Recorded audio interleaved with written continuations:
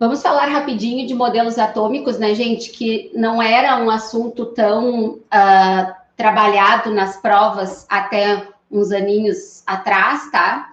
Não era um assunto muito trazido antes para as questões, mas ultimamente tem sido mais abordado.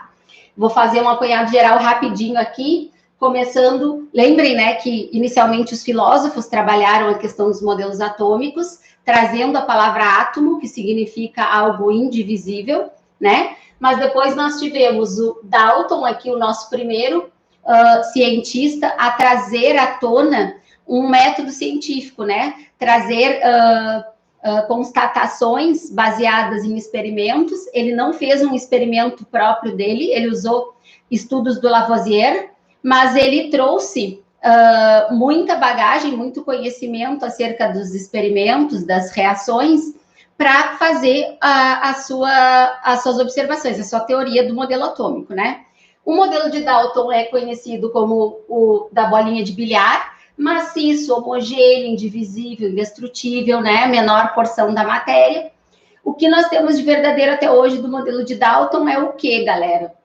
A questão de nós termos a composição de uma molécula com número de átomos de cada elemento definido, ou seja, sempre que eu falar do metano, vai ser CH4. Não existe outra proporção. É um carbono e 4 hidrogênios. Sempre que eu falar do oxigênio, do gás oxigênio, vai ser O2, 2 átomos de oxigênio. Isso ele já tinha constatado, baseado nos experimentos de Lavoisier, que as moléculas existiam um valor fixo de átomos e uma proporção sempre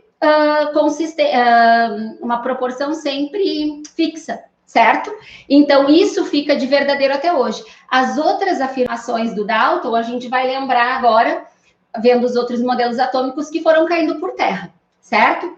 Começando aqui por Thomson, né? O Thomson, quase 90 anos depois, chega fazendo um experimento, na verdade, reaproveitando um experimento, né? Esse experimento já tinha sido usado para parte de eletricidade na física, e ele usa esses experimentos dos raios catódicos, alguns testes ele fez, né? Lembrando que os raios catódicos, na verdade, são os elétrons, né? Eles chamavam de raios catódicos antes porque eram raios que iam em direção ao cátodo, certo? Então, fazendo esses experimentos, ele chegou na conclusão que o átomo tinha subpartículas de carga negativa. Essas subpartículas de carga negativa foram chamadas de elétrons, ou seja, já caiu por terra a teoria do Dalton, que não existia nada dentro do átomo, que ele era totalmente homogêneo, né? Então, a existência de subpartículas foi sugerida aqui por Thomson, certo? Que hoje a gente chama, ele falou, né, de subpartículas de carga negativa, e ele disse que o resto do átomo, né, era um fluido positivo, certo? Para ter uma compensação de cargas. Então, se os elétrons eram negativos, o resto do átomo seria esse fluido positivo. Passando um tempinho, né? Quem já foi meu aluno sabe que eu conto a história que Rutherford foi aluno de Thomson. O Rutherford foi dar uma melhorada no experimento do Thomson, né?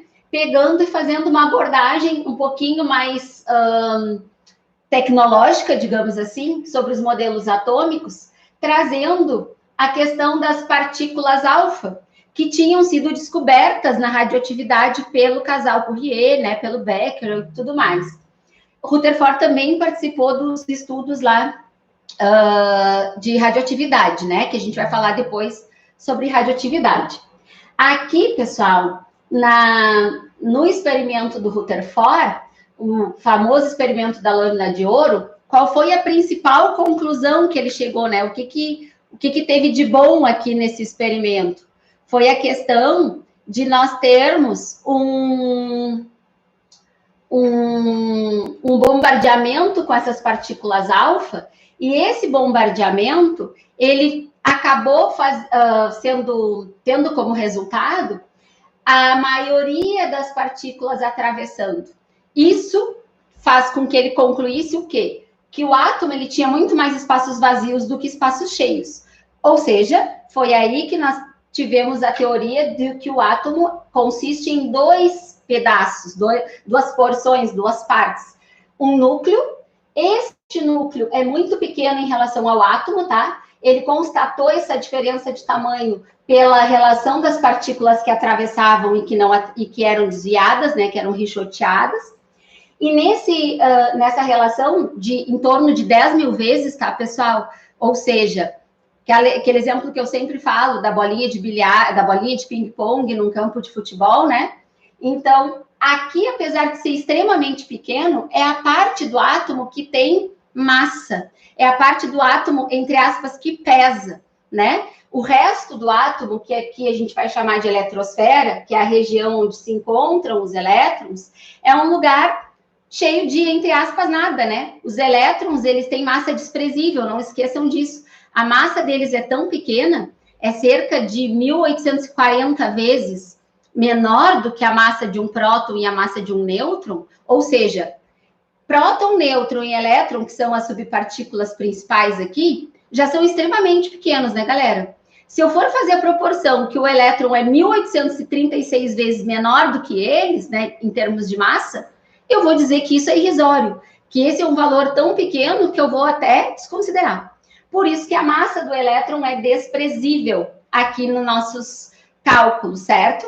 Então, por isso que a gente diz que o núcleo é a região que tem massa, a eletrosfera é a nossa região onde nós temos os elétrons distribuídos, que, para Rutherford, esses elétrons, na época, eles estavam em órbitas, tá? Só que eles não tinham, digamos que, uma referência, um lugar fixo para ficar. Então, eles só falavam que ele estava em órbita, como se fosse um modelo planetário, tá? Tinha dois questionamentos aqui que o Rutherford não sabia explicar, que na época ficaram em abertos e logo em seguida o Bohr veio e bateu o martelo explicando. Por isso que em alguns livros, pessoal, eles chamam de modelo de Rutherford-Bohr, porque Bohr veio e conseguiu explicar o que Rutherford não tinha conseguido. Ou seja, as explicações que ele não conseguia dar é por que o elétron, se ele está ao redor do núcleo, né, e se o elétron tem carga negativa e um núcleo positivo, como que esse elétron não se choca com o núcleo? Era uma coisa que ele não sabia explicar. E como que essas cargas positivas dentro do núcleo não faziam uma repulsão, né? Essa não repulsão ali eram pelos nêutrons. Mas ele não sabia explicar como que esse elétron não perdia energia, se ele está se movimentando, como é que ele não perde energia, e como que, se ele está numa órbita livre, como que ele não vai fazer esse movimento e se chocar em relação ao núcleo. Ele não sabia explicar. O Bohr chegou e explicou que existiam blocos de energia, a qual ele chamou de níveis de energia ou camadas, que a gente chama ali, quando a gente estuda a distribuição eletrônica, a eletrosfera, nós chamamos de camada K, camada L, camada M, né? Essas camadas, pessoal, foram descobertas por Bohr, tá? E ele quantificou, ele percebeu que cada nível de energia, que cada camada tinha um valor fixo de energia, o qual ele chamava de quantum. E esses valores de energia, por serem fixos, faziam com que o elétron não perdesse nem ganhasse energia. Ou seja, se ele está sempre na mesma órbita, ele está sempre com o mesmo valor de energia, porque existia um valor fixo de energia naquela órbita, certo? Então, isso explicava o que Rutherford não conseguia. E por serem níveis de energia, que a gente vai chamar de órbitas permitidas e órbitas proibidas, ou seja, cada elétron fica no seu lugar, né, na sua camada, no seu lugar pré-definido, digamos assim, é por isso que os elétrons não se chocavam com o núcleo.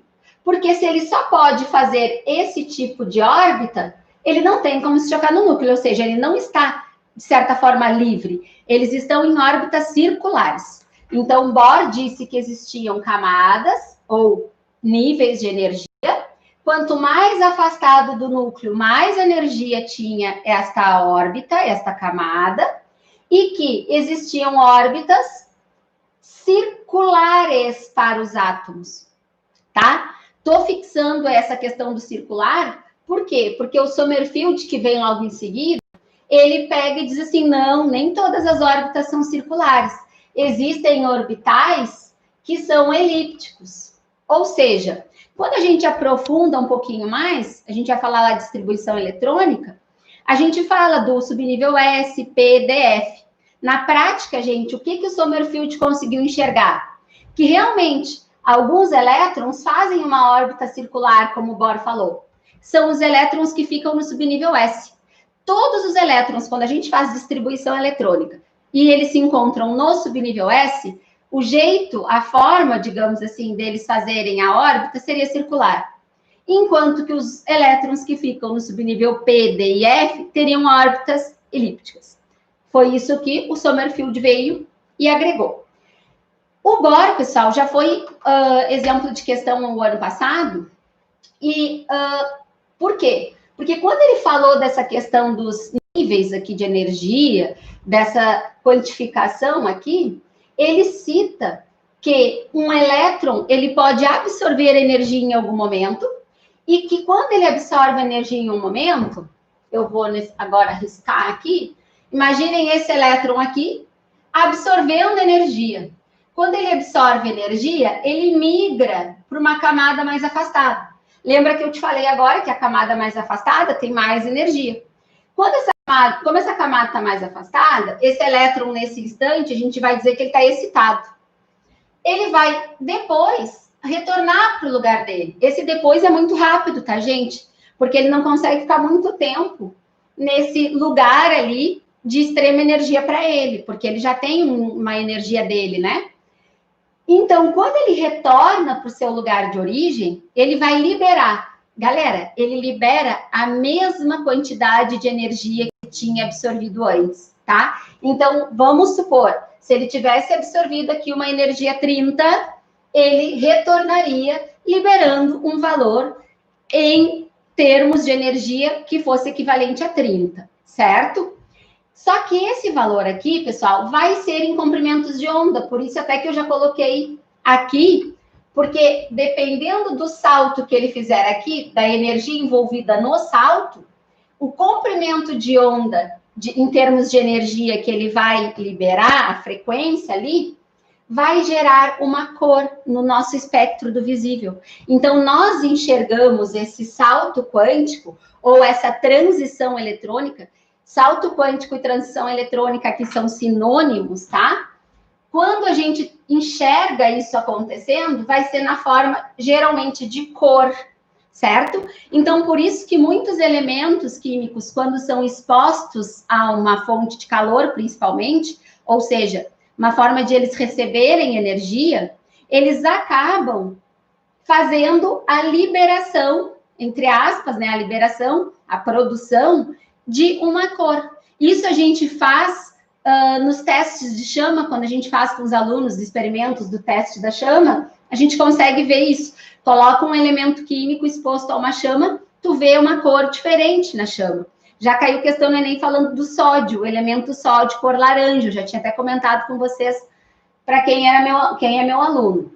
E, então, lembrem disso, o salto quântico tem primeiro uma absorção de energia, depois uma liberação, tá? Os fogos de artifício também são um exemplo desse fenômeno, certo? E por último, galera, não é muito provável, né? Eu sempre digo que essa parte mais moderna da física não é uma abordagem que o Enem costuma ou já tenha cobrado alguma vez, né?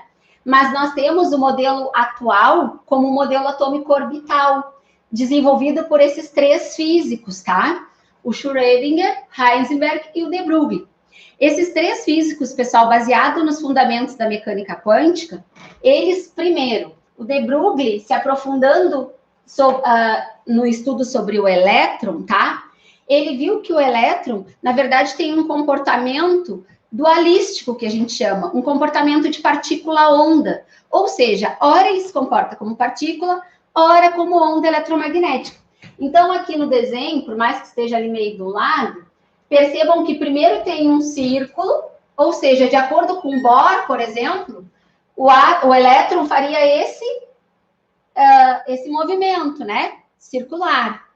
E o de Broglie diz que ele vai fazer esse tipo de movimento, porque como ele tem comportamento de partícula-onda, ele vai ter esse movimento como se fosse uma onda também eletromagnética, certo? Então, digamos que o comportamento do elétron é de partícula-onda. Isso foi dito por de Broglie. Aí, o nosso outro cientista ali, o Heisenberg, é bem conhecido pelo que a gente chama de princípio da incerteza, ou seja, ele dizia, bom, como o elétron tem esse movimento de partícula-onda, né? Ele tem esse movimento que não é retilíneo, é impossível determinar a velocidade e a localização do elétron ao mesmo tempo. Ou eu determino a velocidade, ou eu determino a localização. Então, por isso que ele chamava de princípio da incerteza. O Schrödinger chegou e disse assim, mas não precisa ter uma precisão tão grande das coisas. A gente pode traçar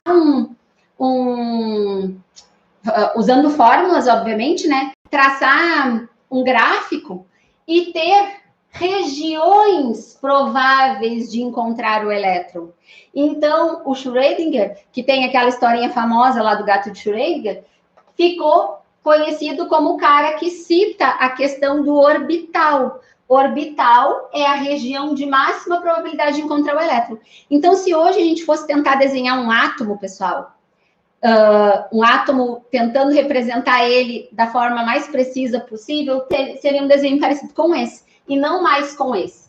Esse aqui do modelo planetário, ou do modelo já com as eletrosferas assim separadinhas, é um modelo que para o ensino médio funciona. Se a gente for aprofundar o conhecimento, uma prova, a gente está falando de Enem hoje, né? Mas, por exemplo, a gente vai ter o URGS agora, lá por abril, acredito eu. A URGS cobre essas teorias modernas, né? O que nós temos? Que uma forma mais coerente de representar o átomo seria assim, um núcleo, uma região densa, positiva, onde nós temos as subpartículas ali, os prótons e os nêutrons. Lembrem que se a gente aprofundar dentro dos prótons e dos nêutrons, nós temos também subpartículas menores ainda. E a eletrosfera seria essa região. E esses pontilhados que tem são as regiões de máxima probabilidade de encontrar o elétron, os orbitais, certo? Mas, para o Enem, vamos pensar que teria uma probabilidade muito pequena de cair sobre esses três caras, tá, gente? Então, se viesse alguma coisa novamente, acredito que viria novamente sobre Bohr ou sobre Rutherford, que Rutherford tem contribuições na radioatividade também, né? Talvez sobre Thomson, alguns mais clássicos, certo? Daqui a pouco eu vou abrir ali para ver se vocês têm alguma pergunta, tá? Por enquanto eu não enxergo o que vocês estão escrevendo, mas daqui a pouco eu abro ali e vejo se vocês têm algum questionamento, tá?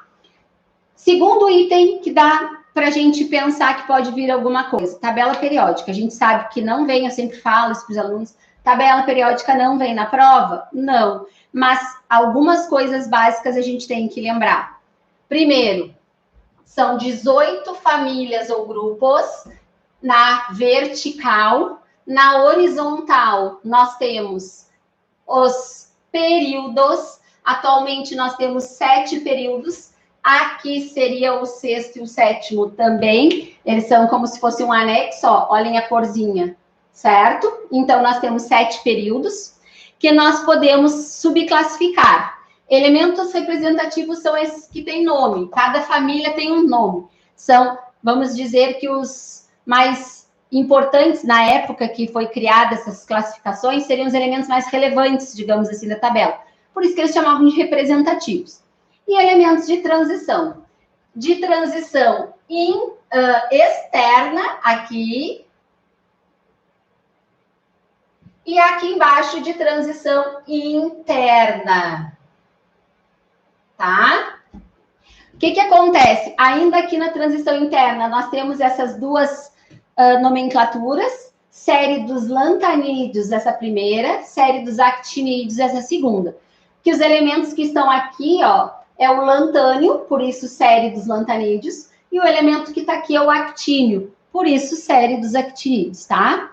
Então, por isso o nome dessas subclassificações. As famílias dos representativos, galera, As que eu acredito que são importantes de vocês saberem é o metal alcalino e o alcalino terroso. Lembrando que o hidrogênio, ele está aqui, mas ele não é um metal alcalino. Ontem na revisão, para quem está aí, quem é do Teorema e assistiu ontem a nossa revisão, eu falei um pouquinho disso, né? O hidrogênio já foi visto na forma metálica em outros planetas, tá? Mas aqui no planeta Terra, nós só temos, até o momento, hidrogênio na forma gasosa e com propriedades de ametal, tá? Poderia, pessoal, vir algum artigo, alguma coisa... Vocês sabem que eles gostam de usar artigos nas provas de química, né? Porque tem cientistas tentando reproduzir o hidrogênio metálico nos laboratórios. Inclusive, saiu, acho que em 2016 ou 2017, notícia que um grupo francês, se eu não me engano, estava conseguindo reproduzir, tá? Porém, ainda ninguém mostrou, né? Então, eles poderiam trazer um artigo falando sobre isso, mas o hidrogênio, por enquanto, para nós, propriedades de ametal, ok? Por mais que esteja aqui. Então, ele é o nosso órfãozinho da tabela que a gente costuma sempre brincar. E aqui os halogênios, os calcogênios e os gases nobres, obviamente, tá? Eu vou mostrar para vocês uma tabelinha em branco, porque eu quero mostrar para vocês o que é relevante de vocês pensarem de tabela periódica na hora da prova. Ontem eu fiz isso com o pessoal da turma de revisão que eu estava trabalhando. Então, o que é importante? Lembrar que o hidrogênio está aqui, né? Que é da família 1. Quem mais é importante vocês conhecerem daqui? Gente, não só por tabela periódica. Seria pouquíssimo provável eles perguntarem para vocês onde o sódio está na tabela periódica. Mas, questões que a gente vai ver amanhã na parte de pH, de equilíbrio químico, tá? Às vezes a gente tem que classificar um sal, a força de um sal. E para saber a força de um sal, eu preciso conhecer o metal que está fazendo parte desse sal. Se ele é um metal que gera base forte ou não. Ou seja, eu preciso ter uma ideia. Vocês vão ver nas questões que eu vou mostrar para vocês amanhã, que são sais sempre com os metais que eu estou citando aqui para vocês. Então, o sódio e o potássio, é importante vocês saberem que eles são metais alcalinos. Inclusive, sódio e potássio aparecem também na parte de biologia na prova, né? Então, é relevante vocês saberem. O magnésio e o cálcio, que também são minerais, que também podem aparecer na prova de bio, são metais alcalinos terrosos. Então, esses 4 elementos são os que mais aparecem quando estamos falando de sais, tá?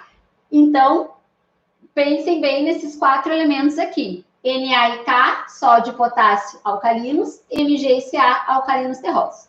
Aqui, que são os de transição, eu sempre digo para os meus alunos, gente, são aqueles metais que a gente conhece do dia a dia como metal. O ferro, o cobre, a prata, o zinco, o níquel, o ouro, a platina, estão todos aqui. Claro que tem alguns metais aqui que não são tão conhecidos, né? Mas eu digo que esses que a gente conhece na forma metálica, a maioria está aqui. O alumínio está deslocado, está aqui, tá? Ele não está na transição interna, na transição externa, quer dizer. E quem mais que eu acho relevante vocês conhecerem? Os halogênios. Por quê? Porque em orgânica, quando a gente fala de reações orgânicas, eles podem aparecer. E é legal tu saber que aquele elemento é um halogênio, tá? O oxigênio e o enxofre aqui, e o nitrogênio. Se lembrar do carbono, também é bom. Gente, isso aqui, tu sabendo da tabela periódica, tu fica com um aporte muito bom para resolver as questões, tá? Outra coisa relevante para lembrar, os blocos, a subdivisão da tabela periódica, se tu precisar usar distribuição eletrônica. Quando a tua distribuição eletrônica termina em S, os teus elementos estão aqui.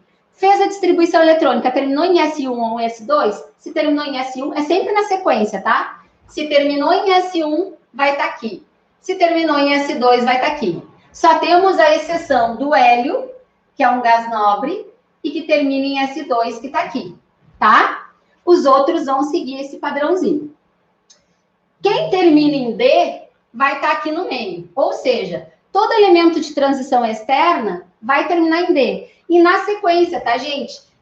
Como eu falei, não tem tabela na prova, provavelmente ele não vai te pedir para te dizer se está na família tal, mas lembra que vai ser sequência, aqui seria D1, aqui seria D2, D3 e assim sucessivamente, ok? Aqui, galera, nós temos bloco P, ou seja, P1, P2. Olhem aqui uma coisa relevante. Fora o hélio, todos os outros gases nobres vão terminar em P6. A distribuição deles vai ficar sempre S2, vamos supor 3S2, P6. O que nos dá 8 elétrons na valência. Gases nobres, com exceção do hélio, vão ter 8 elétrons na valência, o que nos fala a questão da regra do octeto, né? Quando a gente fala de ligação química. Gases nobres são estáveis porque tem a valência completa, 8 elétrons na valência. O hélio, apesar de ter 2 elétrons na valência, ele também tem a sua camada completa, porque a primeira camada, camada 1, só tem no máximo, comporta no máximo 2 elétrons. Então, ele está completo, né, gente? E aqui, por último, se termina em F, é de transição interna. Ou vai ser dos lantanídeos ou dos actinídeos. Certo? Para terminar a tabela periódica, propriedades, tá, gente? Quando a gente fala de propriedades da tabela, o que poderia aparecer? As propriedades principais, tá, gente? Como, por exemplo, o raio atômico. A gente sabe que o tamanho do átomo vai ser influenciado por duas coisas, tá? Primeiro, pelo número de camadas. Quanto mais camadas tem um átomo, maior ele é. Gente, isso é muito óbvio, muito lógico, né? Se eu tenho um átomo que tem 2 camadas, eu tenho outro átomo que tem 4 camadas, o que tem 4 camadas naturalmente vai ser maior. Ele tem mais camadas, ele vai ser maior. E se eles têm o mesmo número de camadas, é o número atômico que importa, o número de prótons. Então, o que tiver mais prótons, o núcleo tem mais força. A gente chama de carga nuclear. Se o núcleo tem mais força, atrai esses elétrons com mais intensidade, deixando o átomo menor. Então, quanto maior a carga nuclear dele, quanto maior o número de prótons dele, mais atração ele exerce sobre os seus elétrons, como se fosse um exército, né? Tem um chefe lá no meio, um general, um núcleo, atraindo seus elétrons para próximo dele. Então, o núcleo faz com que os elétrons se aproximem mais, o átomo fica menor.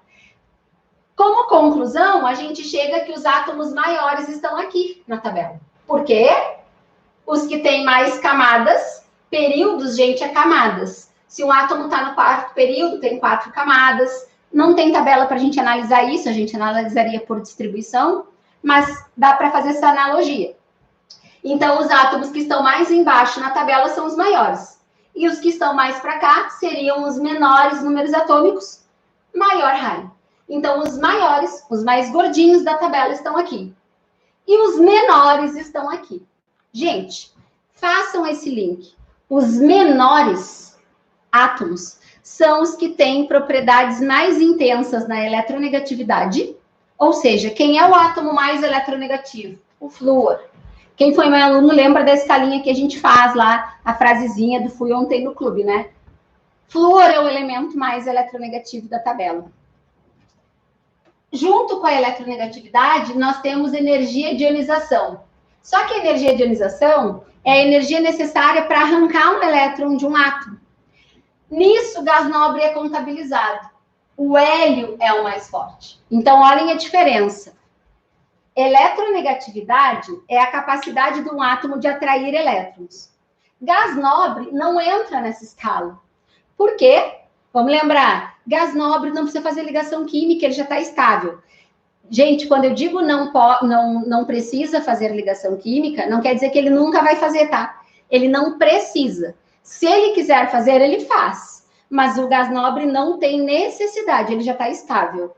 Então, ele não tem eletronegatividade, ele não tem necessidade de atrair um elétron.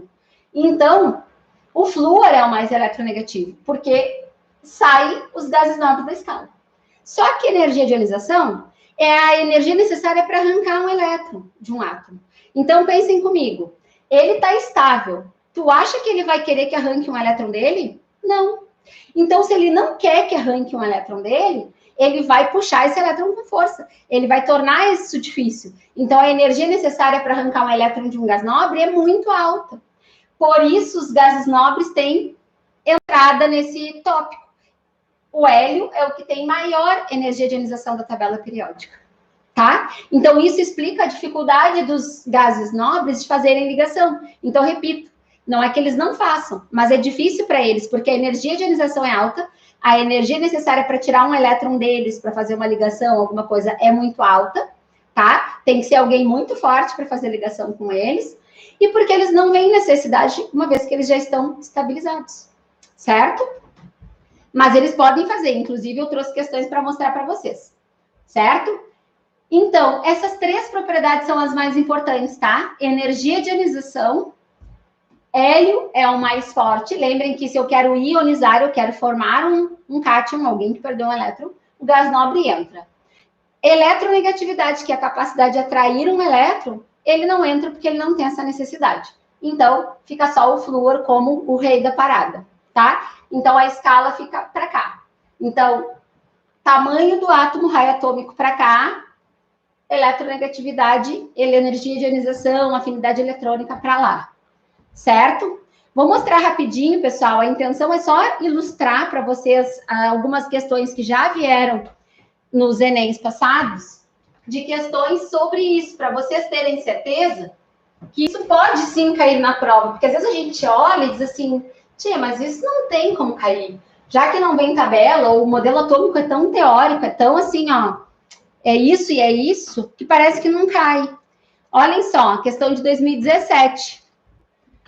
No ar que respiramos, existem os chamados gases inertes. Trazem curiosos nomes gregos que significam novo, oculto e inativo. E, de fato, são de tal modo inertes, tão satisfeitos de sua condição, que não interferem em nenhuma reação química. Não se combinam com nenhum outro elemento e, justamente por esse motivo, ficam sem ser observados durante séculos. Só em 1962, um químico, depois de longo e engenhoso esforço, conseguiu forçar o estrangeiro. O estrangeiro é o nome do xenônio, tá? Ao combinar-se fugazmente com o flúor ávido e vivaz, a façanha pareceu tão extraordinária que foi conferido o prêmio Nobel. Aqui é um pedaço de um texto, tá? Desse autor que está falando. O primeiro, né? Ele contextualiza ali falando o significado dos nomes dos gases nobres, tá? Os gases nobres têm esses significados aí, o oculto, o novo, o inativo. Olha o nome inativo, né? Por quê? Porque faz essa questão dos gases inertes, né? Agora ele diz, qual propriedade do flúor justifica a sua escolha como reagente para o processo mencionado? Gente, o processo mencionado é o quê? Ele pegou um gás nobre e tentou fazer uma reação, né? Ó, ele pegou o xenônio e combinou com o flúor ávido e vivaz. Gente, por que o flúor foi escolhido? Que propriedade nós acabamos de ver que o flúor tem muito intensa? Seria a densidade? Seria a condutância? A eletronegatividade, a estabilidade nuclear ou a temperatura de ebulição? Teria que ser uma propriedade, gente, para fazer com que um gás que é chamado de gás nobre, né, nesse caso o xenônio, conseguisse reagir. Então, eletronegatividade é a... Opa, desceu, né, gente? É aqui. É a eletronegatividade, tá? Eu fui mexendo aqui para ficar bonitinho aqui no meu quadro. É aqui embaixo, tá? A eletronegatividade é a propriedade que faz com que ele consiga arrancar um elétron do gás nobre. E, gente, poderia até ter não vou dizer uma explicação melhor, tá? Mas se a gente tivesse aqui como opções energia de ionização e não tivesse eletronegatividade, poderia ser uma resposta também. Por quê? Porque o flúor também tem uma energia de ionização alta. Ele não tem a mais alta, né? É o hélio, mas é alta dele também. E a dele é tão alta que ele consegue ser maior do que alguns gases nobres. Então, imaginem a situação. Eu tenho uma energia de ionização alta, eu sou um gás nobre. Mas o flúor tem uma energia de ionização e uma eletronegatividade mais alta que a minha. Então, ele consegue chegar em mim e atrair o meu elétron, porque ele é mais forte do que eu. Mesmo eu tendo uma energia de ionização alta, ele é mais intenso. Por isso, até ávido e vivaz, característica que ele deu aqui para o flúor, tá? Então, eletronegatividade. Questão teórica, mas que se o aluno conhece o flúor como o elemento mais eletronegativo da tabela, já faz a relação rapidinho, tá? Essa aqui do ano passado, ó. Um teste de laboratório permite identificar alguns cátions metálicos ao introduzir uma pequena quantidade do material de interesse em uma chama no bico de Bunsen. Gente, o bico de Bunsen, para quem não conhece, é como se fosse uma lamparina, bem parecido, ou uma chama de um fogão, tá? E em seguida observar a luz emitida. A cor observada é proveniente da emissão de radiação eletromagnética, que ao ocorrer gente, acabei de conversar com vocês isso, né? Vai ser mudança de estado físico do metal que vai gerar cor? Não, né? Combustão dos cátions metálicos? Também não. Diminuição da energia cinética? Lembrem que se eu estou aquecendo, gente, a energia vai aumentar, a energia cinética desses elementos, né? Então, não é diminuição da energia cinética. Transição eletrônica de um nível mais externo para um mais interno na eletrosfera. O que a gente acabou de falar no modelo de Bohr, né? Tava lá as camadinhas, primeiro o elétron sai daqui e vai para lá, ele absorveu. Quando ele retorna, ó, ele está saindo da externa e está indo para a interna. No momento que ele sai da externa e vai para a interna, ele emite comprimento de onda na forma de cor. Então, é uma transição eletrônica que pode ser chamado de salto quântico também, como eu falei para vocês, tá? Então, letra D, certo? Essa aqui, na mitologia grega, Nióbe era filha de Tântalo, dois personagens conhecidos pelo sofrimento. O elemento químico de número atômico 41 tem propriedades químicas e físicas tão parecidas com o do elemento de número 73, que chegaram a ser confundidos. Gente, ele vai falando uma historinha do Nióbe e do Tântalo, a historinha da filosofia ali, e ele diz que, por homenagem a esses dois personagens da mitologia, foi conferido o nome desses dois elementos. E esses dois elementos adquirem grande importância econômica na metalurgia, na produção de supercondutores e em outras aplicações na indústria de ponta, exatamente pelas propriedades físicas e químicas comuns aos dois. Galera, quem lembra o básico de tabela periódica não precisa nem resolver distribuição eletrônica aqui. Por quê? Vou voltar na tabela periódica, qual é a característica de uma família na tabela periódica? Elementos que estão na mesma família, além de terem a mesma distribuição eletrônica, aqui todo mundo termina em S1, aqui todo mundo termina em S2, eles têm o nome família, né? Eu sempre digo para vocês que eu acompanho aí durante o ano, família é semelhança, né? Tu tem uma semelhança física, ou tu tem uma semelhança de personalidade, e na tabela periódica é a mesma coisa. Família ou grupo são elementos que têm propriedades físicas e químicas semelhantes, certo? Então, se tu pega essa sacada do texto, que ele está falando que o nióbio e o tântalo têm em comum propriedades físicas e químicas tão parecidas, que até se chegou a fazer essa relação com a mitologia grega, o que eu estou querendo dizer deles? Que eles estão na mesma família, no mesmo grupo, né? Claro que, para eu ter certeza, o ideal seria pegar o número atômico 41 e 73 e realizar a distribuição eletrônica. Realizando a distribuição eletrônica, eu vou ver que eles vão terminar na mesma distribuição. Um vai terminar, por exemplo, não sei o que, D3, o outro também vai terminar em D3, né? Não lembro se é D3, tá? Eu estou só hipotetizando, tá? Mas eles vão ter a mesma terminação para confirmar que eles estão na mesma família. Então, reparem, a importância econômica e tecnológica pelas propriedades se deve ter elétrons no subnível F. A gente não fez distribuição, vamos pensar que a gente não sabe disso ainda, né? Serem elementos de transição interna. Será que ser um elemento de transição interna obrigatoriamente faz eles serem iguais? Terem propriedades semelhantes? Não. Ali no transição interna a gente tem vários elementos, e tem muitos que têm propriedades diferentes, porque não estão na mesma família, né?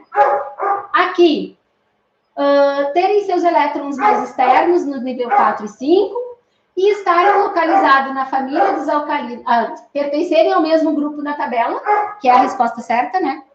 E estarem localizados na família dos alcalinos terrosos e alcalinos, respectivamente. Gente, se tivessem sacado isso no texto, dava para ir direto aqui no pertencem ao mesmo grupo. Para ter propriedades químicas e físicas muito semelhantes, é garantido que eles são da mesma família, tá? Agora, se ele falasse que tem uma ou outra propriedade, gente, aí não é garantia. Por que não é garantia? Porque se a gente tem só uma ou outra semelhança, eles podem só fazer parte do mesmo, como é que eu vou dizer, da mesma característica, tipo metais. Tem vários metais que são dúcteis. Tem vários metais que têm maleabilidade, é uma propriedade dos metais. Mas quando ele fala de propriedades físicas e químicas muito similares, ele está querendo te afirmar que é da mesma família. Te atenta, porque o Enem, desde 2018, gente, 2017, na verdade, ele tem trago questões que tem sacada no texto, que tu não precisa ficar te matando muito para resolver a questão, que vai ter uma palavra-chave, que vai ter alguma coisa naquele enunciado, que se tu te ligar, tu não precisa fazer muita resolução, tá? A palavra-chave que eu digo, né, é pensar numa característica. O cara tá vendo se tu vai te matar fazendo distribuição eletrônica para acertar, ou se tu vai te ligar na similaridade das propriedades químicas e físicas, tá? Então, é isso, tá? A última aqui de tabela para vocês verem. Em 2019, do Enem do ano passado, ó. Por terem camada de valência completa, alta energia de ionização e afinidade eletrônica praticamente nula, considerou-se por muito tempo que os gases nobres não formariam compostos. Porém, em 1962, foi realizada com sucesso a reação entre o xenônio e o hexafluoreto de platina, e desde então, mais compostos de novos gases nobres vêm sendo sintetizados. Reparem, eles falando dos gases nobres, uma família da tabela periódica, que está fazendo reação. Eu falei para vocês que eles não precisam fazer reação, mas eles podem fazer. Aí ele fala da molécula do difluoreto de xenônio, no qual 2 átomos do halogênio flúor, então reparem, 2 átomos do flúor se ligam no xenônio. Como eu te falei que o xenônio tem 8 elétrons na valência, olha só como é que tu resolveria essa questão. Xenônio com 8 elétrons. Como é que eu vou saber o número de elétrons do flúor? Gente, se sabe a família, halogênio é a família do lado do gás nobre. O número da família é o número de elétrons, né? Se o gás nobre tem 8, a família anterior a ele, que é o halogênio, tem 7. A família do lado ali, que é o calcogênio, tem 6. A família do nitrogênio tem 5 e assim por diante. Metal alcalino, que é a primeira família, tem 1 elétron na valência, né? Então, flúor tem 7 elétrons na valência. Ó, fiz uma ligação, flúor estabilizou. Ele já me avisou que tinha 2 flúors, galera. Faz a ligação de novo. Agora, observem aqui comigo. Como é que eu sei que é ligação covalente? Tá? Eu não revisei com vocês ligação, tá? Mas, não tinha comentado antes. Mas, como é que a gente sabe que é ligação covalente? Porque para ter ligação iônica, a gente tem que ter a presença de metais. E o flúor e o xenônio estão lá no finalzão da tabela periódica, são ametais. Como não tem metal, não tem pelo menos um metal ali, já sei que não pode ser iônica. Iônica é metal com ametal. Aí tem a transferência do elétron, né? Aqui é compartilhamento, certo? Então, reparem aqui. Compartilhou, eu conto para os dois. Então, se o xenônio já tinha 8 elétrons, ele recebeu um aqui 9, recebeu outro aqui 10. Então, o xenônio aqui, nesse momento, está com 10 elétrons. Tem muito aluno que não aceita, né? Diz, não, mas poxa, como é que ele vai ter 10 se ele é um gás nobre, se ele é... Gente, as regras na química, as teorias que a gente levanta, é sempre coisas para explicar o que existe na natureza. Só que, às vezes, a teoria não se enquadra para tudo. Então, quando a gente fala da regra do octeto, tem elementos que fogem da regra do octeto. Então, nesse caso, o gás nobre, ele está fugindo, ele está fazendo uma expansão do octeto. Ele está conseguindo ser estável com mais de 8 elétrons. E isso não é só o xenônio que faz, outros elementos também fazem. Não é muito comum de a gente abordar isso no ensino médio, tanto, né? Quem é que a gente fala que faz expansão do octeto no ensino médio? O enxofre, né? E o fósforo, geralmente são os elementos que a gente trabalha. Mas tem muitos outros elementos, tá? Então, a prova do Enem, a gente não tem como acertar a questão que vem. O que a gente tem que conseguir fazer com que vocês entendam é ter essa, como é que eu vou dizer? Esse pensamento aberto de entender que existe a regra do octeto, mas que ela não tem como ser válida para 100% das moléculas. Que existe a tal outra teoria, mas que ela não vai ser viável 100% das vezes, porque são teorias que tentam buscar uma explicação ou tentam botar todo mundo na mesma caixa, e não vai caber, né? Então, é só para vocês saberem disso, nesse contexto de que a gente ensina a regra do octeto, porque muitas moléculas vão se encaixar e é fácil de aprender assim, mas tem muitas moléculas que vão fugir disso, tá? Então, a resposta vai ser o quê? Xenônio com 10 elétrons na valência, certo? Gente, deixa eu ver se eu consigo enxergar aqui se tem alguém para fazer alguma pergunta.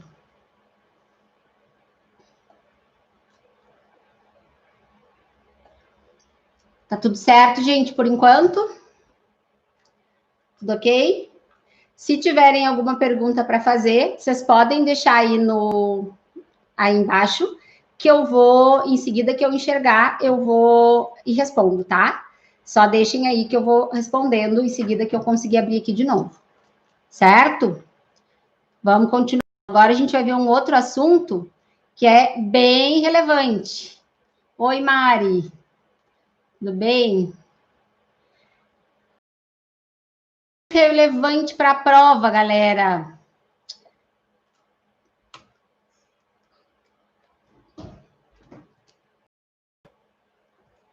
Radioatividade, né? Assunto bem recorrente nas provas. O que é importante de saber de radioatividade, tá?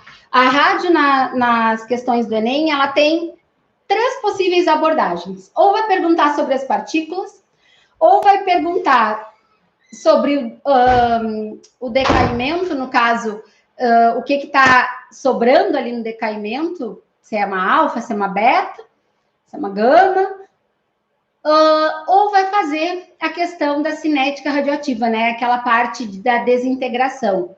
Então, eu vou relembrar com vocês rapidinho sobre isso.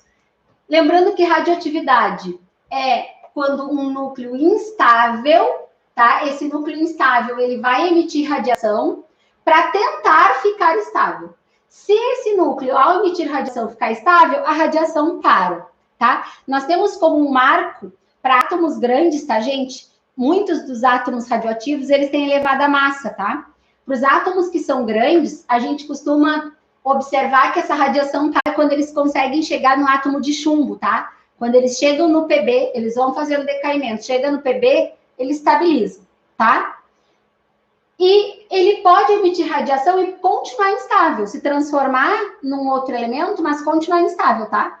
E esse instável vai continuar emitindo radiação até uma hora que ele fique estável, ok? Então, é um núcleo instável que emite radiação. Nós vamos chamar esse núcleo de radioisótopo. Por que radioisótopo?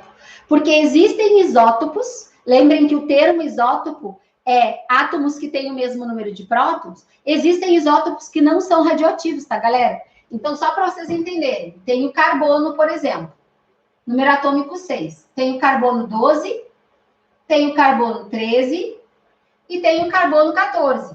Todos são carbono. Só que o carbono que é radioativo é esse aqui.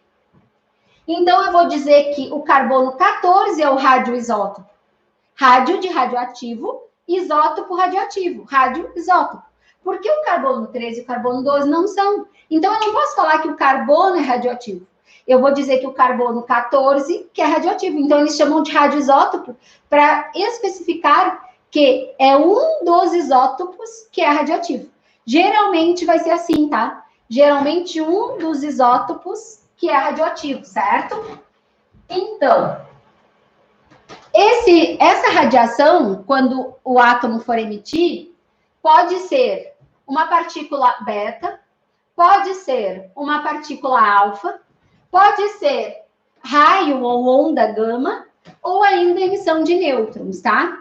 Então, vai depender de como esse átomo libera essas partículas que a gente vai fazendo a nossa análise.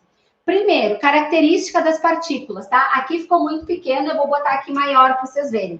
A partícula alfa, tá? Ela tem uma massa 4 e um número atômico 2. A gente costuma dizer que ela é igual a um núcleo de hélio, tá?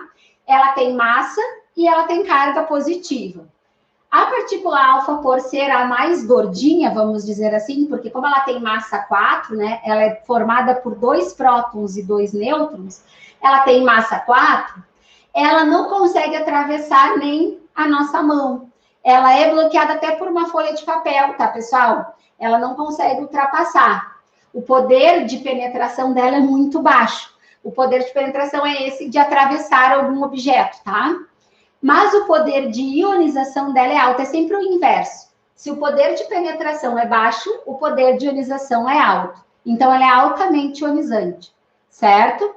Podendo causar queimaduras e coisas do tipo, certo? Enquanto que a radiação ou emissão beta, a beta, a gente costuma dizer que é um elétron acelerado, tá?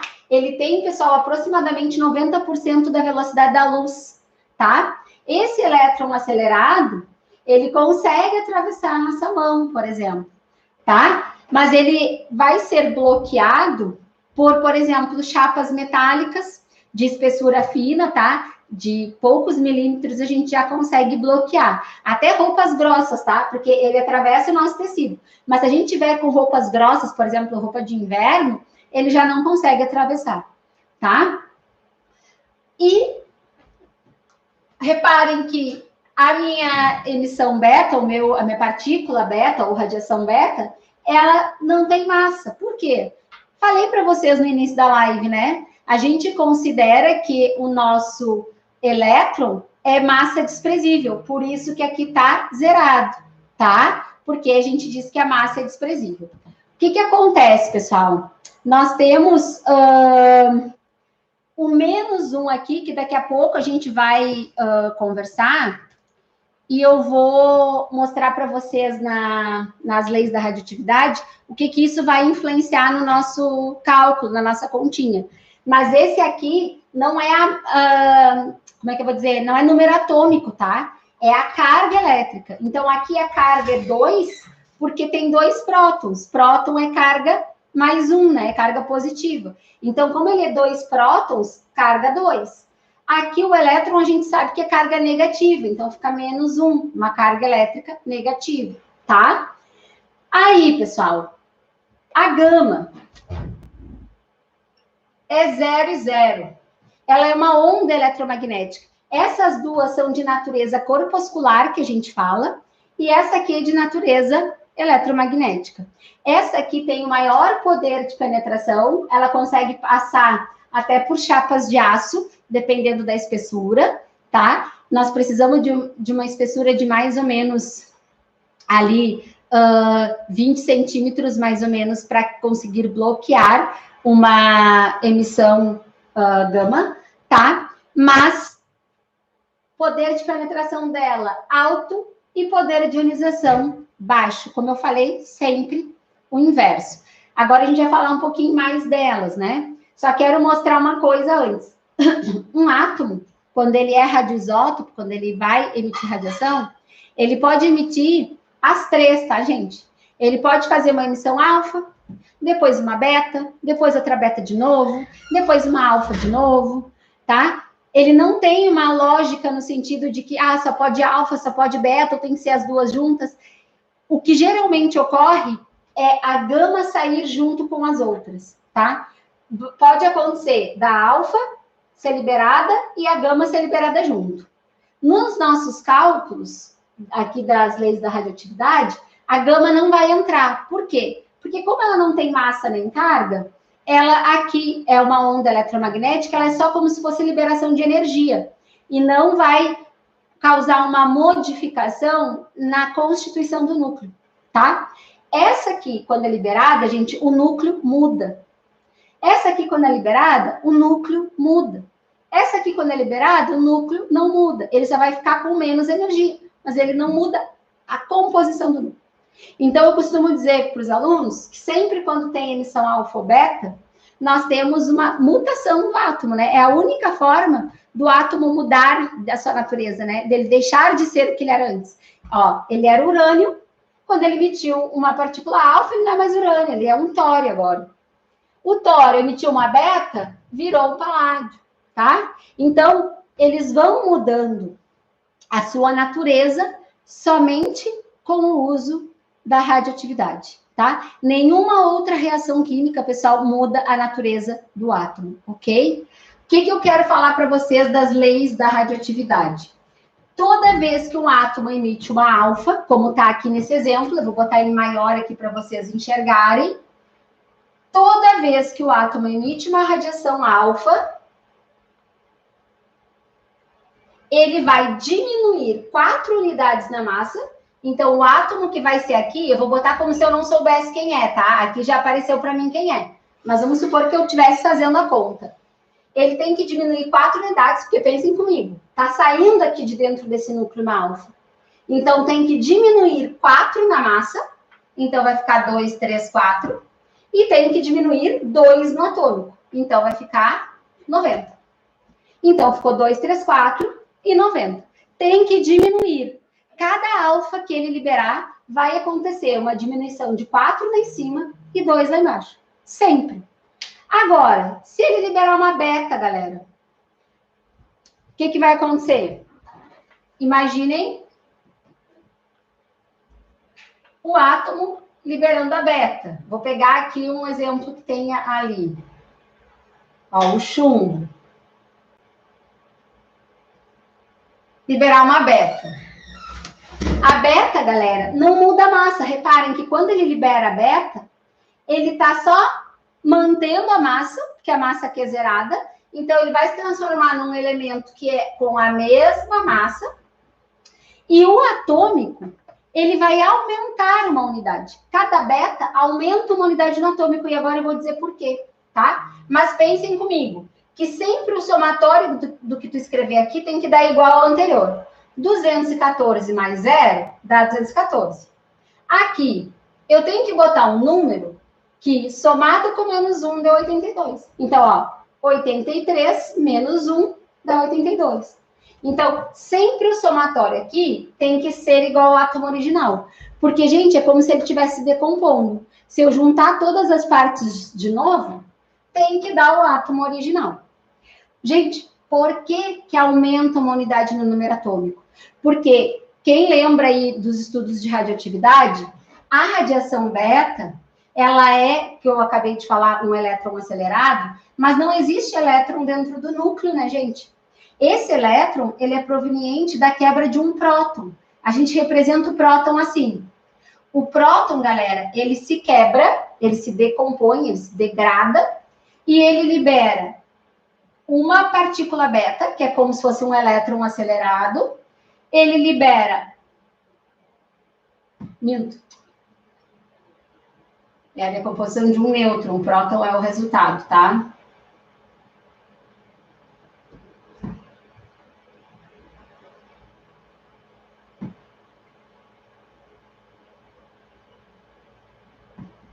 Próton é o resultado, por isso que aumenta a unidade. Então, reparem, o nêutron se desintegra, o nêutron ele tem massa, mas ele não tem carga, né? Então, por isso que em cima é 1, porque ele tem 1 de massa e ele não tem carga. Quando o nêutron se desintegra, ele se decompõe gerando um elétron, que é a partícula beta, e um próton. Só que reparem, imaginem o nêutron se quebrando dentro do núcleo e gerando um próton e um elétron.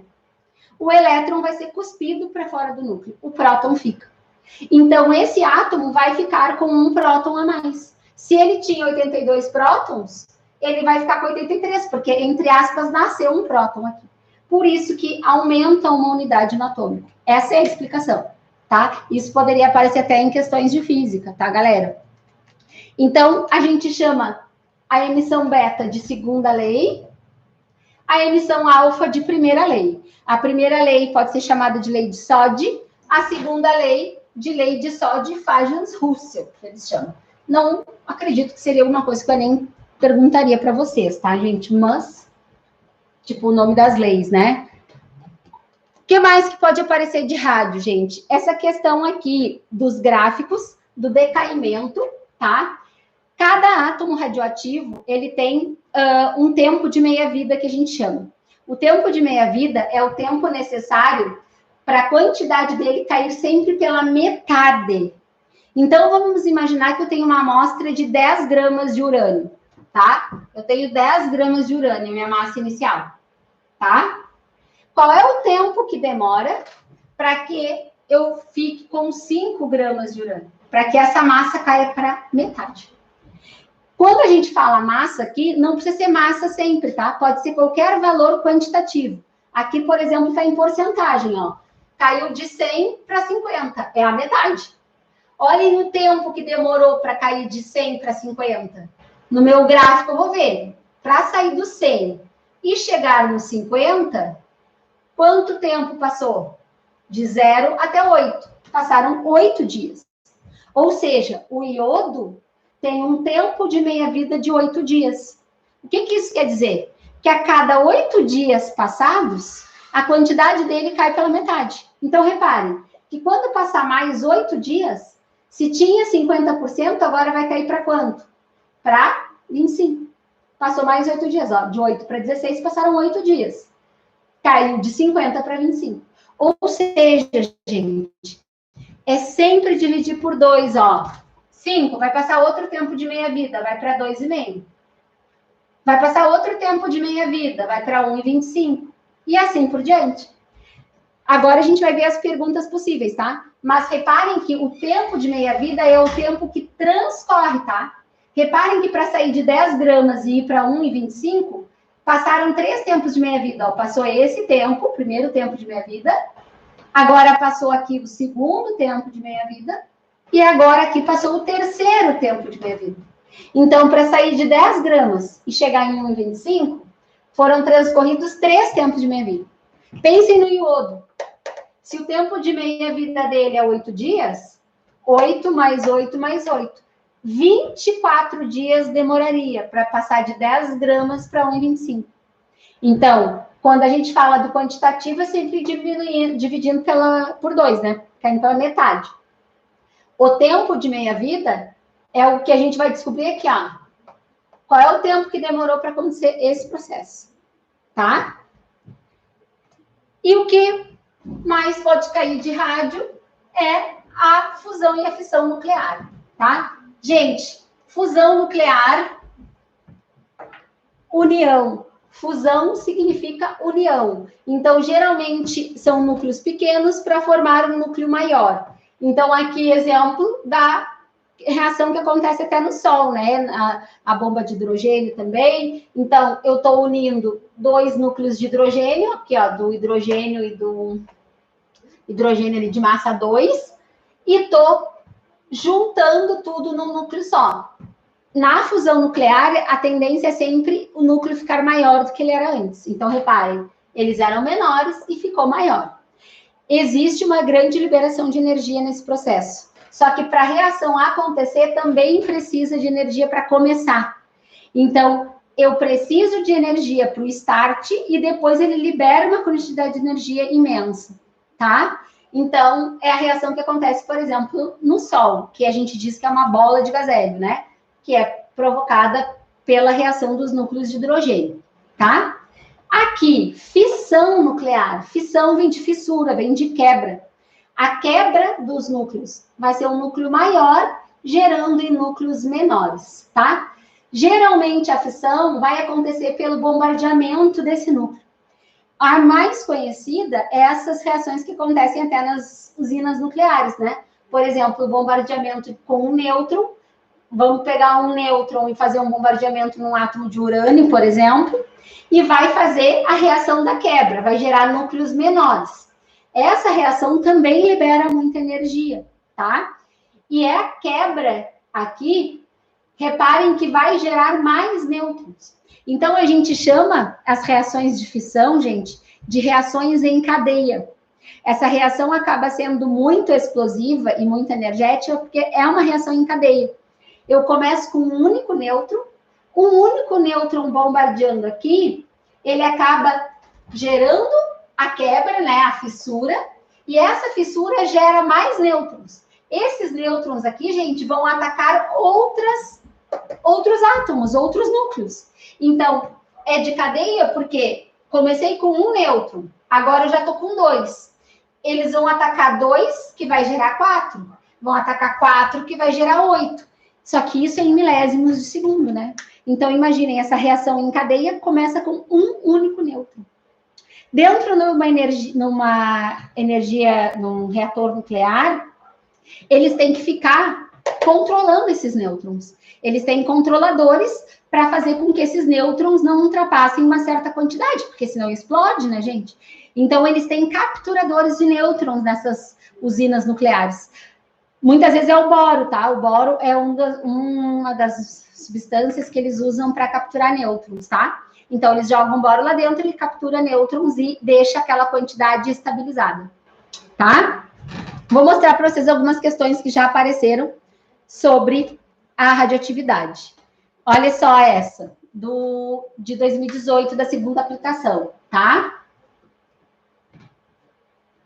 O elemento tório pode substituir os combustíveis fósseis e baterias. Pequenas quantidades desse elemento seriam suficientes para gerar grande quantidade de energia. A partícula liberada em seu decaimento poderia ser bloqueada utilizando-se uma caixa de aço inoxidável. A equação nuclear para decaimento é, reparem, gente, o tório, 230,90. Vou botar aqui maior para vocês enxergarem. Olha só o que ele gerou.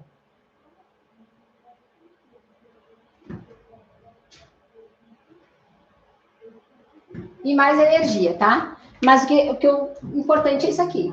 O tório se transformou no rádio.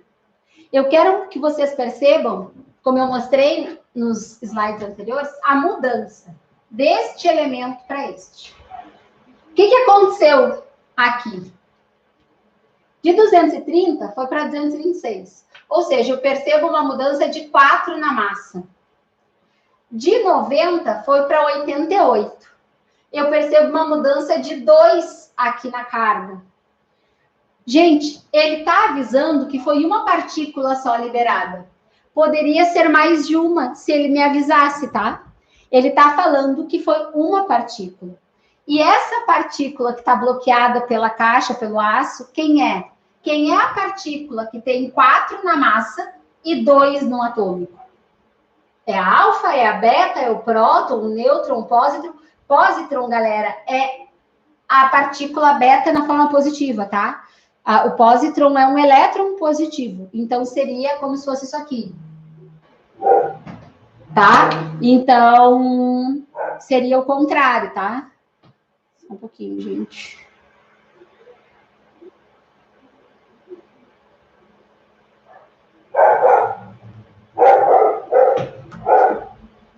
Não tá dando para ler a equação ou nada aqui?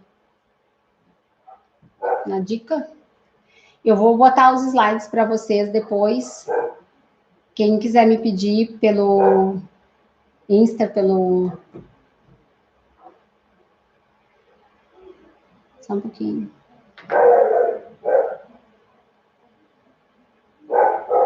Eu acho que a luz está atrapalhando. Deixa eu ver uma coisa.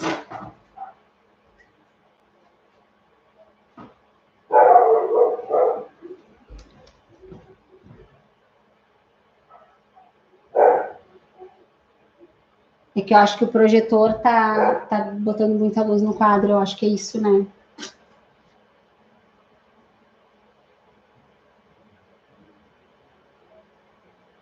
Melhorou, Bruna? Ah, tá.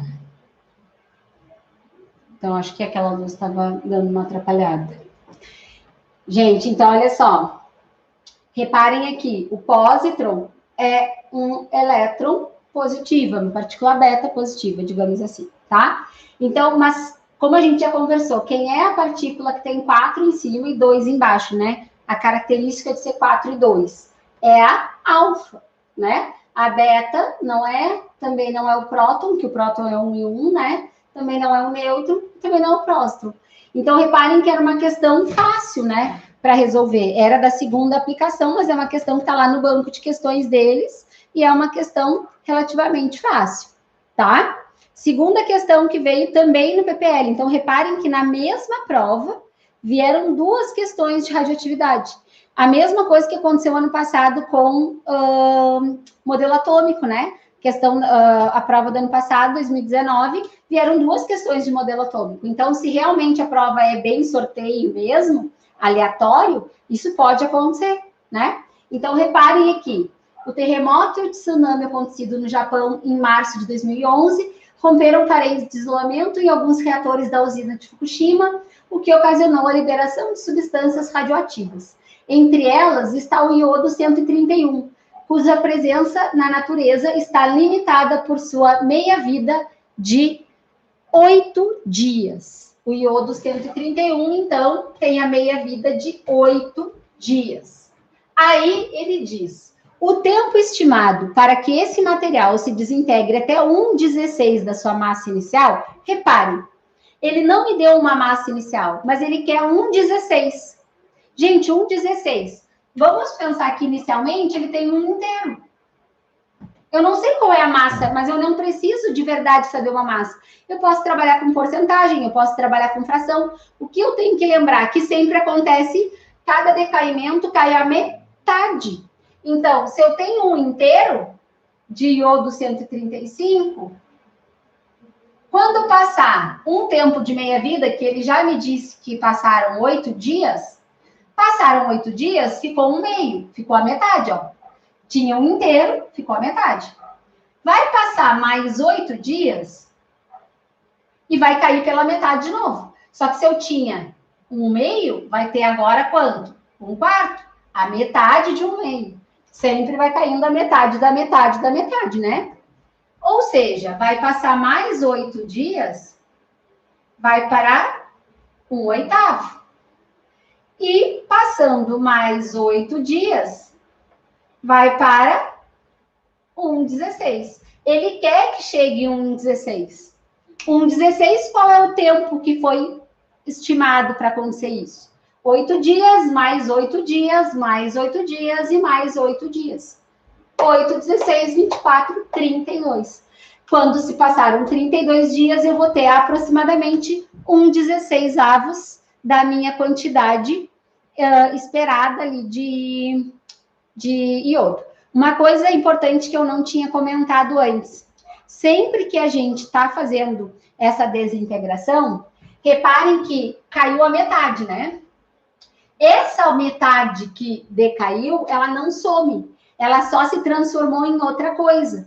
Porque, reparem, se eu estivesse trabalhando com massa, tá? Eu tinha 1 grama. Fez o primeiro decaimento, vai para 0,5 gramas. Lembrem que na natureza nada se perde, nada se cria, tudo se transforma. Esse 0,5, o outro 0,5, não sumiu. Ele só não é mais iodo, tá? Se eu estivesse falando do próprio iodo. Eu tinha 1 grama de iodo, agora tem 0,5 de iodo.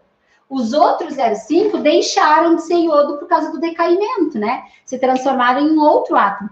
Mas não some essa massa, tá? Eu vou dizer, eu posso chamar de inativa ou que não tá mais radioativa, tá? Mas não é mais iodo, é só isso que importa. Mas ela não some, ela não desaparece. Inclusive, eu já vi questões, não no Enem, tá? Em vestibular, mas eu já vi questão deles, em vez de perguntarem esse valor, eles perguntarem o que sobrou, o que não está mais ativo. Em vez de perguntar a quantidade que está ativa, porque aqui a gente está sempre trabalhando com quanto está ativo. Ele pergunta do inativo. Eu já vi questões. No Enem ainda não, mas já vi em vestibular, tá? Então, só se atentem a isso, porque poderia aparecer uma questão desse estilo, tá bem? Seguindo, então, era 32, né? Para terminar aqui, rádio.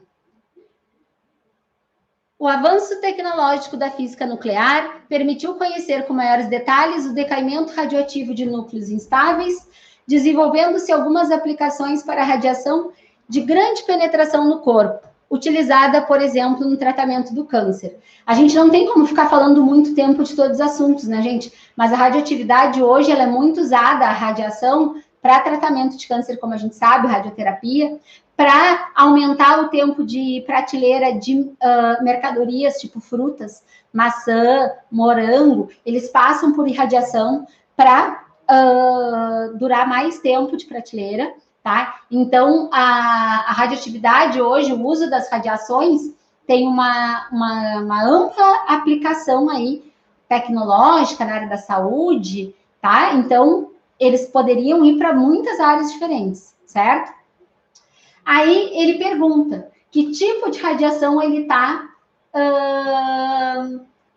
como é que eu vou dizer, falando, né? Só que qual é a característica aqui? Ele fala a radiação de grande penetração no corpo.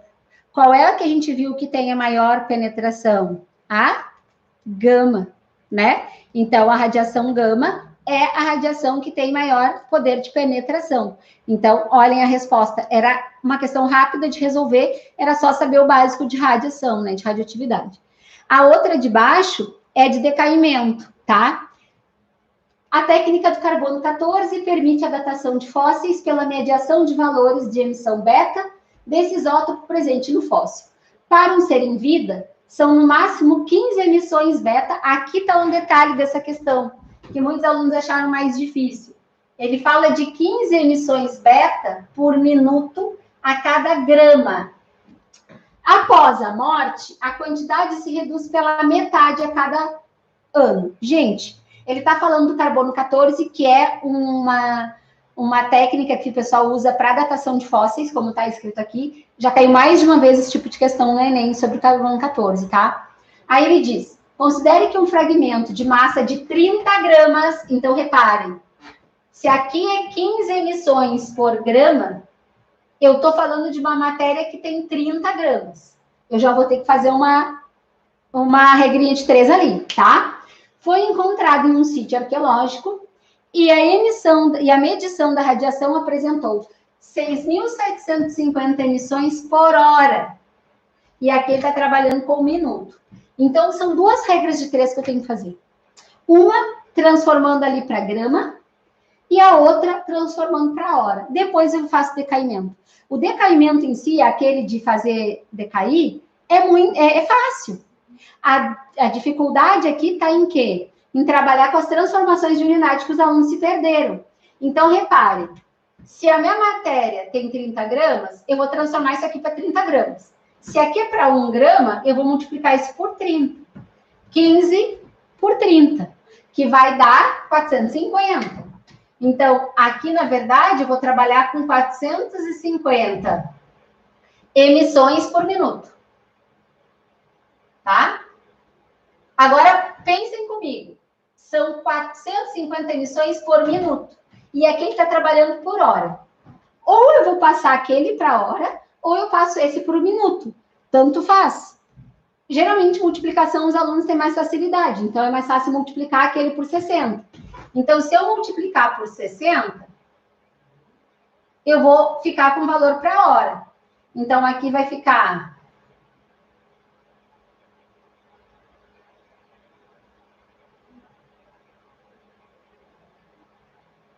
27 mil, ó.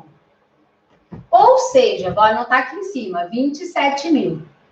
Agora vem o nosso cálculo de decaimento, que é o mais fácil.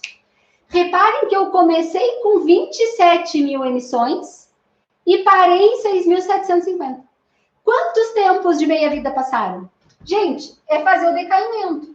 Comecei com 27. Passou um tempo de meia-vida. Qual é a metade de 27 mil? 13.500. 13.500 Passa outro tempo de meia-vida.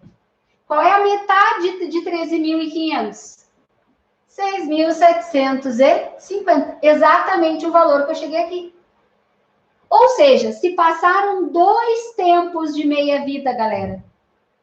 Qual é o tempo total? Ele me falou que o tempo de meia-vida era de... Cadê?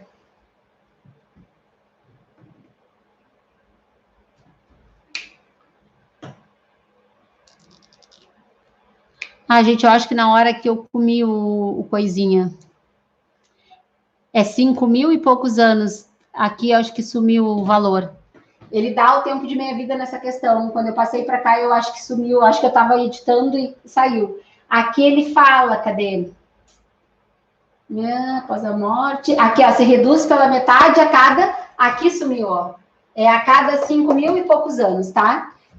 Então, vai fazer esse valor de 5.000 e poucos anos, que é 5.200 e pouco, 5.600 e pouco, tá? Vezes 2, porque foram 2 tempos de meia-vida, tá? Então, como foram 2 tempos de meia-vida, eu pego o valor do tempo de meia-vida aqui e multiplico por 2. Como foram 5.000 e poucos, gente, tempo de meia-vida dele, vai dar 11.460, é 5.600 e alguma coisa, tá? 5.620, eu acho, 720. Que eu sei que dá esse valor aqui, 11.460, o tempo total, porque passou 5.000 e poucos anos para fazer isso, e mais 5.000 e poucos anos para fazer isso.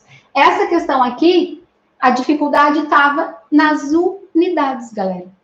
Ele me falou emissões por minuto e aqui está por hora. Gente, eu não posso trabalhar com unidades diferentes na hora de fazer as contas. Se aqui está minuto e aqui está hora, eu tenho que arrumar um deles. Arrumei, botei esse aqui para hora, tá para hora. Só que aqui ele estava usando uma massa de 30 gramas e aqui é 1 grama. Minuto por grama. Eu tenho que multiplicar isso por 30. Depois que eu fiz isso, eu encontrei que eu comecei com esse número de emissão e parei nesse. Ou seja, tempo de meia-vida. Tá? É sempre decaimento pela metade. Sempre que ele trabalhar com tempo de meia-vida, tu vai fazer isso aqui. Só que aqui, se tu usasse aquele 15 e 6.750, tu ia morrer fazendo e não ia chegar numa resposta. Porque não estavam padronizados. Tá? Então, a dificuldade era nessa questão da padronização. Tá? Mas reparem, gente, que as questões, geralmente, de radioatividade, são questões boas de fazer, tá? São questões rápidas. Fora isso aqui, né, que é a parte, são questões rápidas. Aqui tem mais uma, ó, que era do carbono 14. Para a gente não se estender muito, fala aqui da técnica do carbono 14, qual é a característica, né? É proporção conhecida do carbono 14 e do carbono 12. Gente, para fazer a datação de um fóssil, se faz isso. Se estima, já na verdade se sabe o quanto tem de carbono 14 num ser vivo e se faz a proporção desses valores quando está vivo e do fóssil, para conseguir fazer a datação, tá? Então, por isso que eles conseguem fazer essa técnica, tá?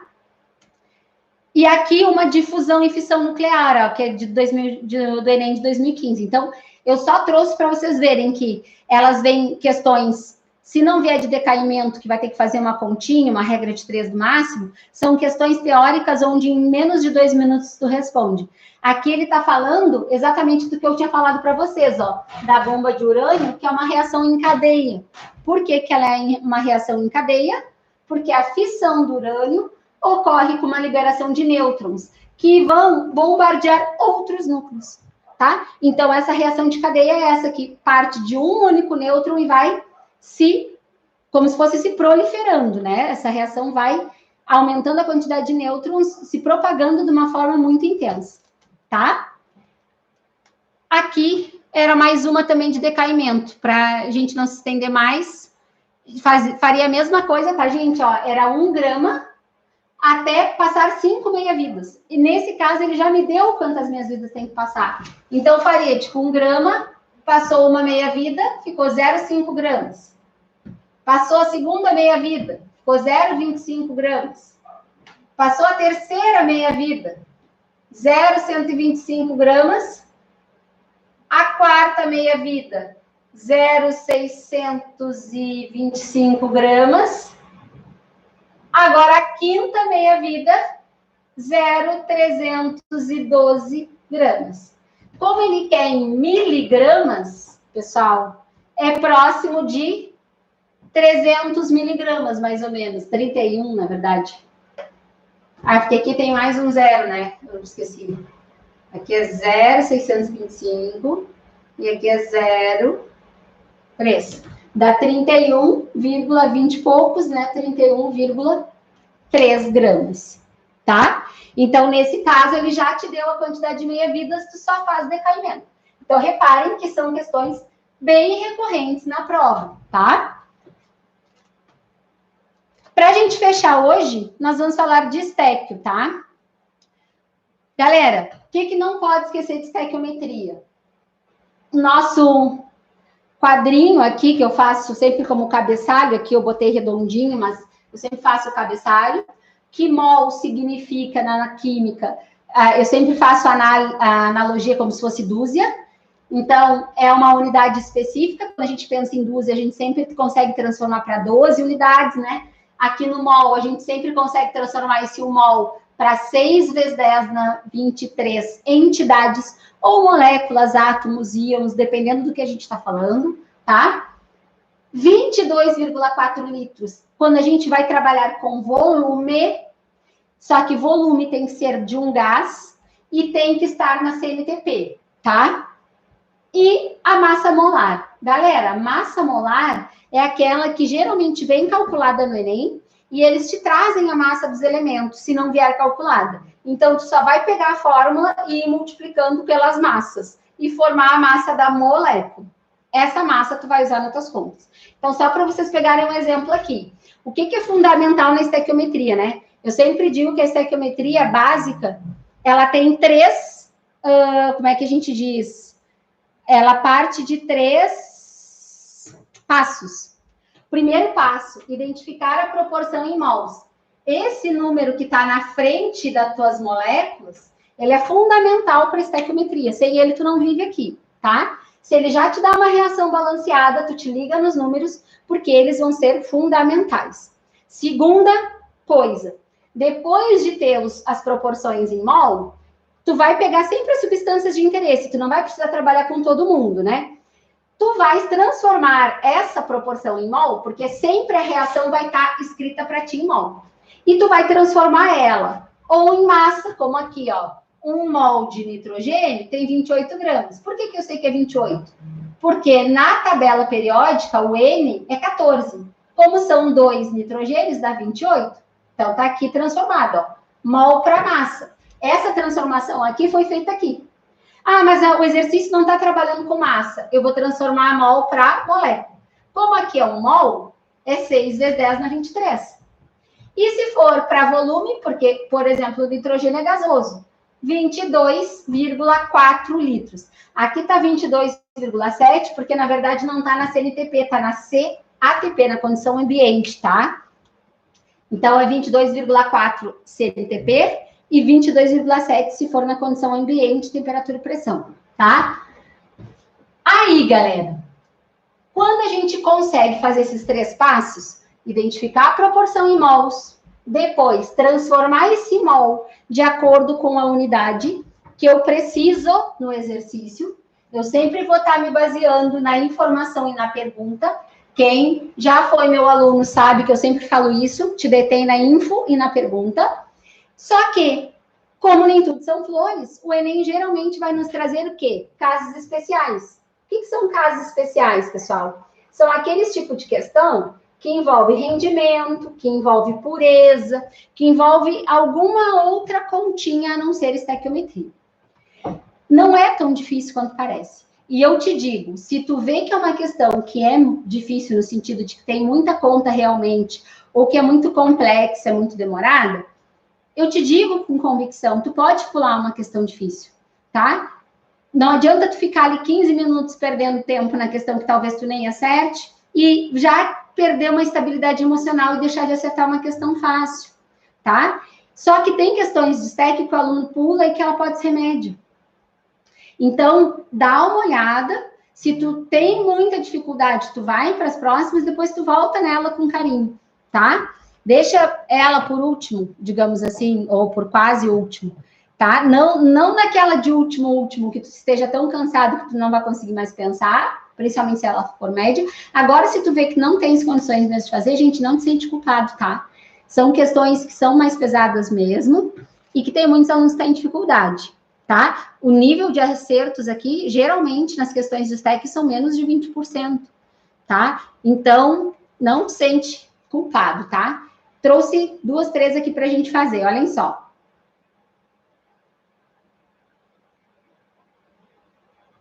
Essa primeira. Pesquisadores desenvolveram uma nova e mais eficiente rota sintética para produzir substâncias atorvastatina, empregada para reduzir os níveis de colesterol. O que nos importa mais está aqui, tá? Aí no texto ele só fala o contexto. Segundo os autores, com base nessa descoberta, a síntese da atorvastatina cálcica, que é essa molécula gigante aqui, essa molécula, eu vou anotar aqui para nós, ó, ela tem uma massa molar de 1.154 gramas. Como eu falei, geralmente ele traz a massa. Ela é realizada a partir desse éster, que é o 4-metil, tarará, que tem a massa de 144. Então, ele já me deu as massas. Agora, olhem o que importa. Eu falei para vocês que na STEC a gente sempre tem uma info, no mínimo uma info, e uma pergunta, tá? Na síntese, na proporção 1 para 1, o que ele quer dizer proporção 1 para 1? É que é 1 mol disso aqui para 1 mol disso aqui. Os meus coeficientes é 1 para 1. Vocês sabem, acabei de falar que o coeficiente é super importante aqui, né? Simplificadamente, o processo é ilustrado aqui e ele fala, considerando o processo descrito, a massa em gramas, então a pergunta é a massa em gramas da atorvastatina. Eu vou botar aqui, da atorvastatina, que é essa molécula aqui. Obtida a partir de 100 gramas do éster. Ou seja, tem mais uma informação. 100 gramas do éster. Gente, eu tenho proporção 1 para 1, então eu vou escrever, ó, 1 mol do éster produz 1 mol da atorvastatina, tá? Então, é 1 para 1. Isso é a minha primeira etapa da regra de 3 que eu falei para vocês, do raciocínio, né? São 3 passos para resolver a regra de 3. O mol já está aqui. Lembra que o segundo passo é transformar mol de acordo com aquele cabeçalho, né? Isso aqui. Ou eu vou transformar mol para massa, ou eu vou transformar mol para volume, ou eu vou transformar mol para molécula. Sempre de acordo com quem? Com a minha info e com a minha pergunta. Gente, a minha informação é uma massa. A minha pergunta é uma massa. Tá nítido para mim que eu tenho que transformar isso aqui, esse mol, para massa. Qual é a massa do éster? Ele já me deu pronta, 144. Qual é a massa da atorvastatina? 1.154. Então, repare, 144 gramas produz 1.154. Sendo éster, reparem, a informação, sendo éster, produz quanto de atorvastatina? X. A minha informação está sempre de um lado, a minha pergunta, que é o meu X, está sempre linkado com ele. Quando eu fizer essa conta, eu vou ter a quantidade da atorvastatina. O único detalhe é que, como ele me deu o rendimento, eu tenho que depois descontar essa porcentagem. Mas reparem que a regra de 3 em si não era difícil e não são valores absurdos, né? Então, eu vou ficar com um X 100 vezes o 1.154 dividido por 144, tá? Quando eu resolver essa conta, tá? Vou ficar aqui com uma continha, vou fazer aqui para não perder tempo, que eu já estou extrapolando aqui o horário combinado com vocês, tá? Quando a gente fizer essa conta, vocês vão perceber que é bem provável, né, gente, que tenha o valor para a gente marcar.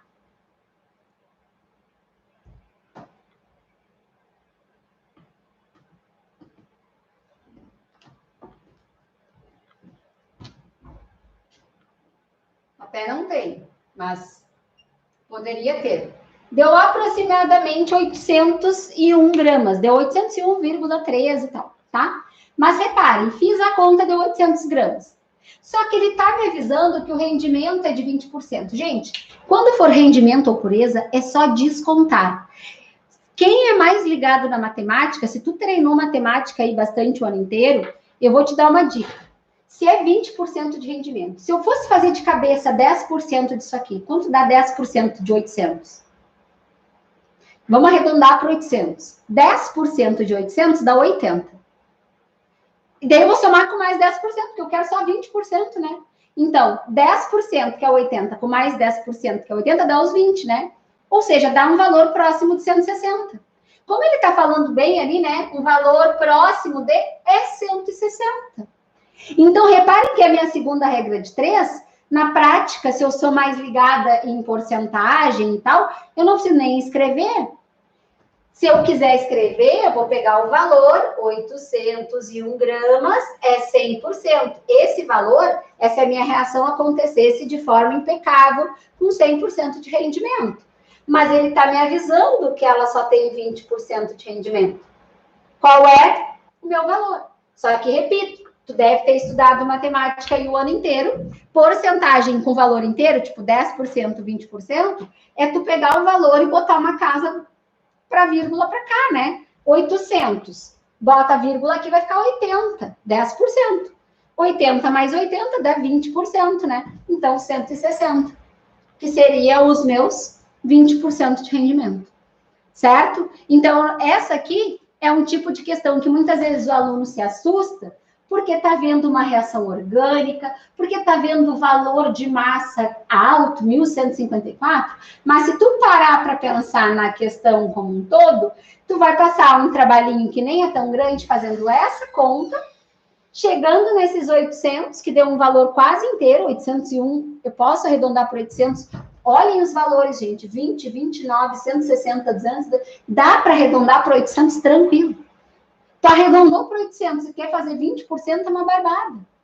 Então, essa questão aqui, às vezes assusta o aluno num primeiro momento pelo texto, pela reação, mas não é uma questão difícil, tá? Essa aqui é para ti que tem um curso mais concorrido aí para buscar a vaga, é uma questão que tu deve tentar fazer. Agora, então aqui, ó, só para mostrar o 160. Agora, essa aqui de 2017, eu vou pular para a próxima, porque essa aqui eu quero fazer com vocês, que é do ano passado, é do PPL, tá? Da segunda aplicação, mas ela tem 3 casos especiais na mesma questão. Ela não é também difícil no sentido das contas, tá, gente? Mas ela é uma questão que para um aluno que está com pouco tempo, ou que viu que realmente ela com 3 casos especiais, que ela vai ser classificada como difícil, que daqui a pouco, se tu tá te garantindo nas fáceis e nas médias, não vai ser um problema tu não acertar, ok?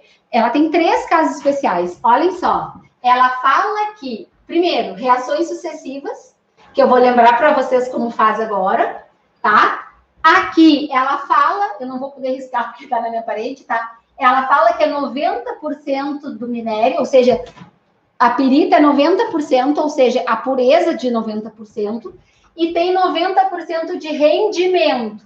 Ou seja, ela fala de 90% de pureza, então eu tenho que tirar 10% do valor, tem 90% de rendimento. Ah, Vivi, como é que eu faço as duas ao mesmo tempo? Tu tira 90% de uma, faz a regra com 90%, né? Tu pode tirar 10%, né? De uma, depois tu pega o valor e tira mais 10%, tá? Então, tu faz separado, tu não pode somar essas duas porcentagens ou multiplicar, tem aluno que pergunta, eu não posso fazer as duas juntas? Não. Tu vai fazer uma, depois tu faz a outra. É 90%, chegou no valor, faz 90% de novo daquele valor, tá? E aqui, o terceiro caso especial tá aqui, que é as reações sucessivas. O Enem, de vez em quando, traz reação sucessiva no Enem. Como que a gente resolve? Vou relembrar com vocês. Para resolver reação sucessiva, a gente sempre tem que pegar quem aparece no produto numa reação e de reagente na outra, a gente tem que conseguir eliminar essa molécula. Então, reparem, o SO2, ele está como produto aqui e como reagente aqui.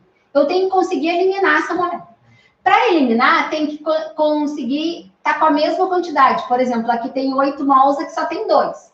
Então, eu tenho que multiplicar essa reação toda por 4 para conseguir eliminar. Então, aqui vai ficar 8 mols, aqui vai ficar 4 e aqui vai ficar 8. Multipliquei toda a reação por 4. Para quê? Porque quando ficou 8 aqui e 8 aqui, eu consigo eliminar essa molécula. Reação sucessiva é esse o objetivo. Uma reação que acontece, forma um produto. Esse produto é reagente na outra, forma outro produto que é reagente na outra. Então, eles têm que sumir. Então, agora quem é que tem que sumir? O SO3, porque ele virou produto aqui e aqui ele é reagente. Reparem que aqui tem 8 SO3, aqui só tem 1. Então, essa reação eu multiplico por 8. Então, aqui vai ficar um 8 aqui na frente, um 8 aqui na frente e um 8 aqui na frente. Então, reparem que agora eu consegui cortar, ó. SO3 com SO3. Vivi, qual é a lógica disso? A lógica é, agora eu junto todas as reações. Quando eu junto todas as reações, eu consigo ter... É tipo uma lei de Hess, né, gente? Bem parecida com a lei de Hess. Eu junto as 3 reações e vou ter uma reação só. Porque para aplicar estéquio, vocês vão reparar aqui que no enunciado ele me dá uma informação disso e me pergunta disso. Como é que eu vou fazer uma conta de uma reação que está separada da outra? Eu tenho que juntar tudo numa só. Então, agora a gente sintetiza tudo numa só. A gente junta tudo numa reação só. Vai ficar assim, ó. 4FeS2 mais... Reparem que aqui, ó, tem 11 oxigênios, depois mais 4. Vai ficar 15 oxigênios. E vai ficar 8 águas. Gerando 2Fe2O3 e 8 ácidos. O que não importa, na verdade, são só esses dois, mas eu já estou mostrando toda a reação. Então, reação sucessiva é isso. Eu faço com que o produto de uma reação, quando ele é reagente na outra, ele tem que se eliminar. Nem que eu tenha que multiplicar ou dividir alguma reação. Tem que fazer eles se cortarem, né? Se eliminarem. Então, reparem que ele fala o valor mais próximo. Então, reparem que isso aqui é info, né? Só para organizar. Info, pergunta. Já dei as 2 coisas de info e fala qual é o valor mais próximo da massa do ácido sulfúrico. Então, reparem que a pergunta é a massa do ácido. Então, o ácido tem que estar na minha regra de 3. Mais próximo da massa do ácido em quilograma, que será produzido a partir de 2 quilos da pirita, que é o ouro do tolo. Então, essa substância importa. Gente, 4 para 8, tá? 4 mols do FeS2 para 8 mols do ácido. Para quem se liga que é 4 para 8, eu já posso simplificar se eu quiser, tá, gente? Para facilitar a conta. Eu posso botar 1 mol para 2. Só para simplificar e ficar com contas mais fáceis, tá? 4 mols para 8 mol é a mesma coisa que 1 para 2, tá? Reparem. Mol tem que trocar na segunda etapa. Mol para quê? Para massa, para volume? Galera, massa. E a pergunta é massa. Qual a massa? A maioria das vezes na questão de Enem vai ser massa, tá? A grande maioria. Nem sempre, mas na maioria das vezes vai ser massa. Vou trocar esse mol para massa. Repara que, de novo, ele já me deu as massas calculadas, ó. FeS2 é 120. Então, eu só vou botar aqui embaixo, 120. H2SO4, 98. 2 vezes 98. Não esqueçam que se é 2 mols, é 2 vezes, tá? Então, reparem, 120 para 2 vezes 98. Aqui, galera, 2 quilos. Aqui tem uma coisa importante, tá?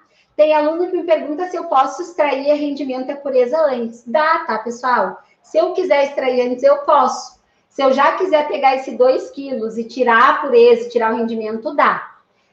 Eu vou colocar aqui, porque como é um valor inteiro, é fácil de trabalhar, tá?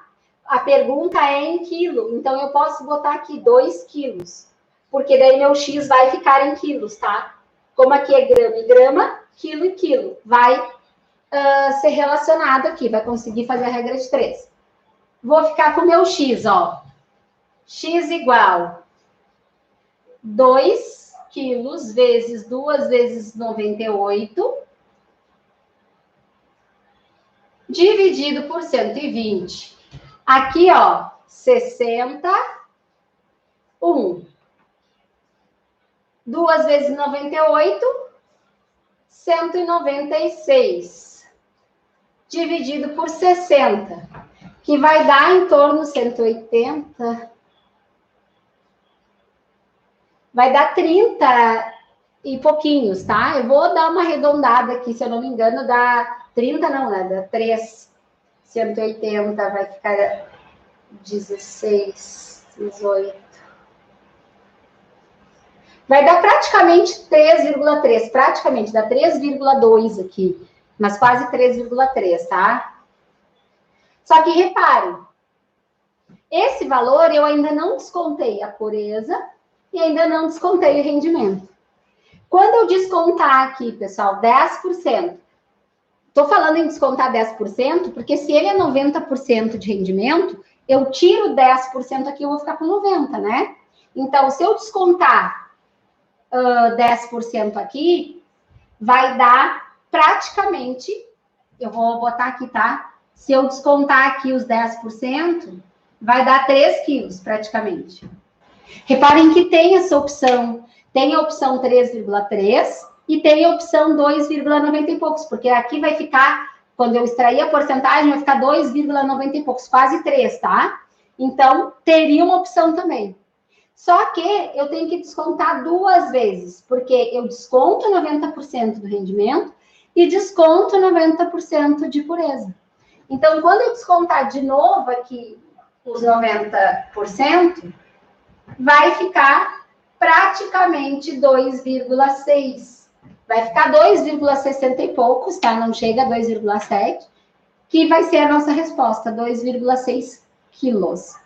Então, reparem que essa questão, as contas não são absurdas, tá? Não são muito grandes, muito altas. Porém, são valores que são difíceis de trabalhar quando tu tem, como é que eu vou dizer, muita coisa para pensar, né? Muitas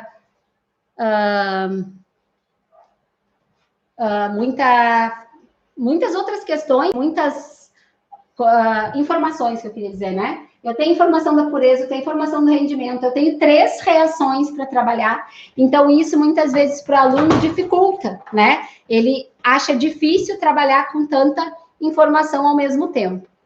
Tá, galera? Como a gente está fechando 2 horas de live, eu vou... a gente encerra por hoje e amanhã a gente dá a sequência, tá? Então, amanhã a gente começa com termoquímica e daí vai para termo, cinética, equilíbrio químico, pH, pilhas e orgânica, tá? Então, espero vocês amanhã, tá? Quem não pôde assistir toda a live, chegou depois, eu vou depois colocar no canal, eu vou salvar, né? Vou deixá-la disponível aí para vocês.